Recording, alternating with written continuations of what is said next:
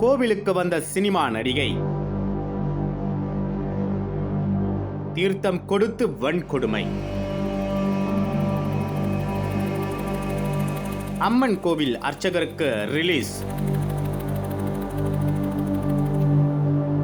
ஜாமீனில் ட்விஸ்ட் வைத்த நீதிபதி.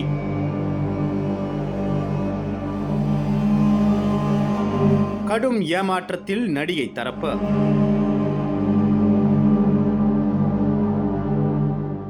ஜாமீன் வழங்க மறுத்த நீதிபதி அல்லி அவரது ஜாமீன் மனுவை தள்ளுபடி செய்து உத்தரவிட்டார். இதனிடையே கார்த்திக் முனுசாமி தனக்கு ஜாமீன் வேண்டி உயர்நீதிமன்றத்தில் மனு தாக்கல் செய்திருந்தார். இது தொடர்பான மனு செவ்வாய்க்கிழமையான இன்று விசாரணைக்கு வந்தது. அப்போது காளிகம்பாள் கோவில் அர்ச்சகர் கார்த்திக் முனுசாமிக்கு நிபந்தனை ஜாமீன் வழங்கியும் விருகம்பாக்கம் அனைத்து மகளிர் காவல் நிலையத்தில் ஒரு வாரம் கார்த்திக் முனுசாமி கையெழுத்திட வேண்டும் என்றும் உயர்நீதிமன்றம் உத்தரவிட்டது.